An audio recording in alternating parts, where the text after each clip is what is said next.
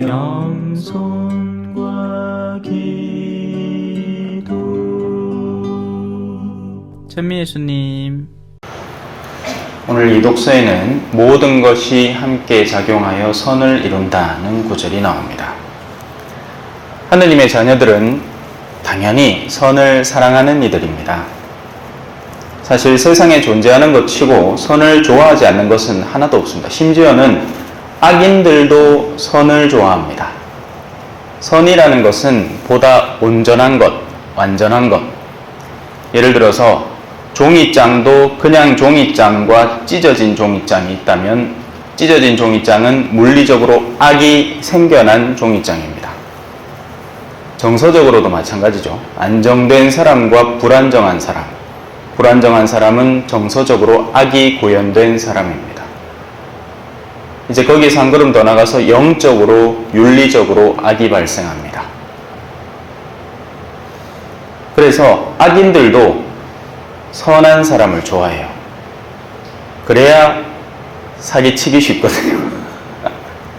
악한 사람이 악한 사람을 만나면 큰 충돌음이 납니다. 근데 악인이 선인을 만나면 속여먹기 좋게 되죠. 그래서 악인들도 선을 좋아합니다. 당연히 악마도 선을 좋아하죠. 하지만 사탄은 우리 안에 어둠의 씨앗을 뿌렸습니다. 그리고 사람들은 도대체 선이 무엇인가 하고 혼돈을 일으키기 시작했습니다. 그래서 사람들은 악을 추구하면서도 자기들은 좋은 일을 하고 있다고 착각을 하기 시작하는 경우가 생겨나기 시작했습니다. 낙태를 하면서 이건 좋은 일이다.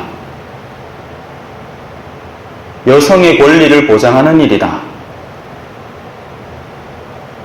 여러분들 어떻게 생각하는지 모르겠어요. 세상은 그렇게 가르칩니다. 분노하고 싸우는 내면을 갖고 있으면서 이건 정의를 위한 일이다 하고 포장을 해버려요. 이런 여러 가지 혼란과 혼돈이 우리 안에서 폭발적으로 증가하고 있습니다. 그래서 이런 선과 악이 혼동된 모습은 우리 주변에서 어렵지 않게 관찰할 수 있습니다.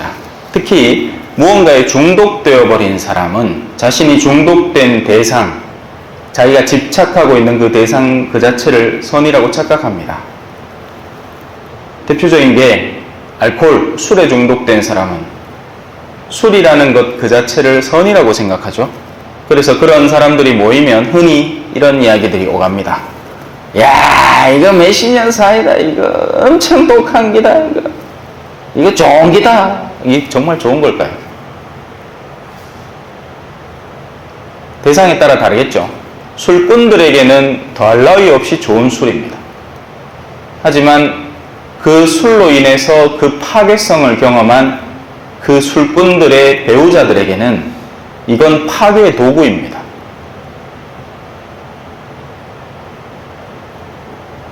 예를 술로 들어서 그렇지 세상의 모든 것이 사실 그렇습니다. 취해 있는 사람은 그 취기를 누리려고 애를 씁니다. 취기에서 다가오는 자신의 육적 쾌락이 자기에게는 선이라고 굳게 믿기 때문이죠. 그래서 성중독도 일어나는 것이고 세속의 중독이 일어나는 겁니다. 쾌락을 가져다 주는 건 흔히 중독되기 쉬운 대상이 됩니다. 그게 권력이든 돈이든 명예든 똑같습니다. 하지만 하느님의 자녀들, 즉 그분의 계획에 따라 부르심을 받은 이들, 오늘 이 독서에 나오는 표현이죠. 형제 여러분, 하느님을 사랑하는 이들, 그분의 계획에 따라 부르심을 받은 이들에게는 이제 모든 것이 선이 된다. 그래서 하느님의 부르심을 받고 그 부르심에 응답해가고 있는 이들에게는 선이라는 가치가 무엇인지 올바른 인식이 선물됩니다. 마치 오늘 일독서에 솔로몬에게 지혜가 주어진 것처럼 말이죠. 그 인식이 올바로 있어야 뭐가 진짜 선인 줄 알고 선을 추구하게 되죠. 그래서 그 선을 위해서는 주변에 얼마든지 널려있는 악들을 충분히 견디고 그것을 이겨내기 위해서 시련과 희생을 감내할 때도 있습니다. 근데 세상 사람에게는 그건 어리석어 보이는 모습입니다. 왜 그렇게 사노? 이 좋은 세상을 누리고 즐기고 살지. 니 뭐 신부 될라고? 옛날에 저희 작은할아버지가 저한테 직접 하신 이야기예요. 제가 신학생 때 인사드리러 가니까 뭐 신부질 하려고 합니다. 세속 사람에게는 사제가 된다는 것이 멍청한 짓이었던 거예요. 결혼도 안 하지, 대를 잇는 것도 아니지, 세상에서 큰 재산을 벌어들이는 것도 아니지. 뻘짓하는 거죠. 하지만 저는 그렇게 생각하지 않습니다. 제가 갖고 있는 고결한 직분은 사람들에게 복음을 전하는 직분이고, 이것만큼 좋은 직분은 저는 따로 없다고 생각해요.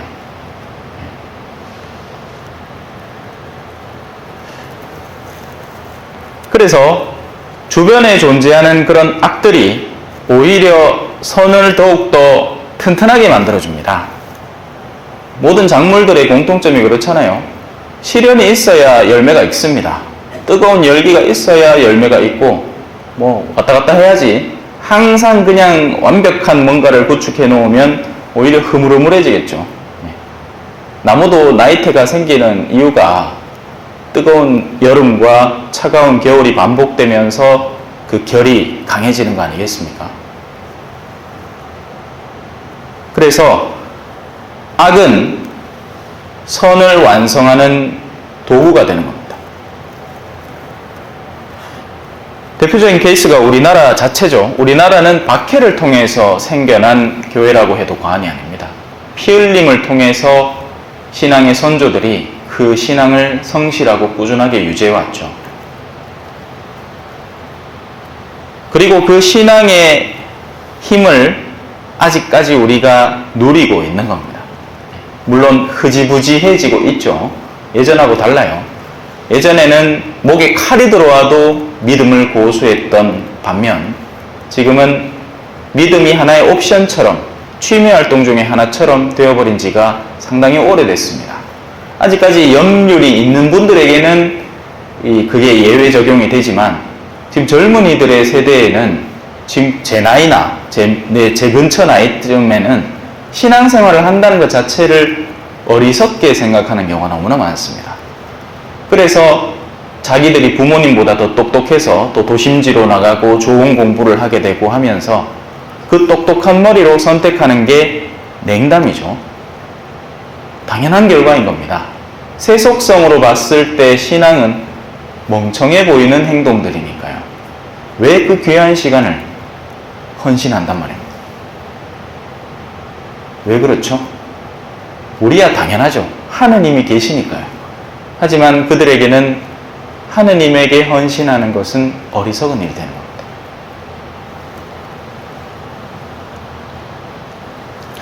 우리는 방향 없이 달려가고 있지 않습니다. 우리가 추구하는 방향은 뚜렷합니다.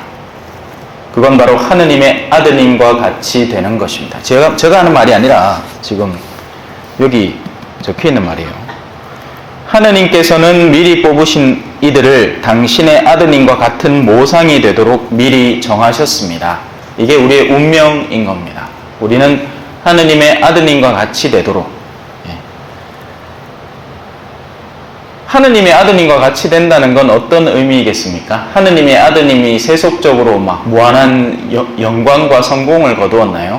그런 것과는 전혀 상관이 없습니다. 하느님의 아드님이 하신 유일한 한 가지 과업은 아버지의 뜻을 알고 그것을 성실하게 이행해 나간 거였습니다. 그러면 그 사람이 가난하든 무식하든 아무 상관이 없는 거예요. 똑똑하다고 해서 더 잘 믿게 되는 게 아닙니다. 오히려 반대의 경우를 더 자주 발견을 하죠.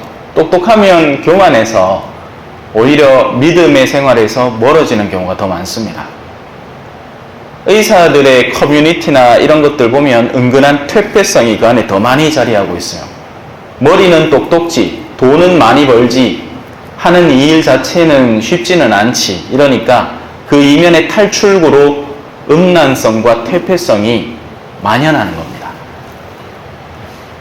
보통 우리가 한 지역에 살아가면 그 지역의 생활 문화밖에 모르지 않습니까? 사제가 된다는 것의 장점은 부자인 동네에도 살아보고 시골에도 살아보고 선교지에도 살아보고 여러 곳에 돌면서 수많은 부류의 사람들, 수많은 계층의 사람들과 함께 어울려 볼 수 있다는 데 있습니다. 똑똑하다고 해서 내면에 신실하진 않아요. 오히려 일자무식해 보이는 어르신이지만 그 어르신의 내면에 존재하는 고결함이야말로 그 어떤 것도 바꿀 수 없는 보물과 같은 진주와 같은 겁니다.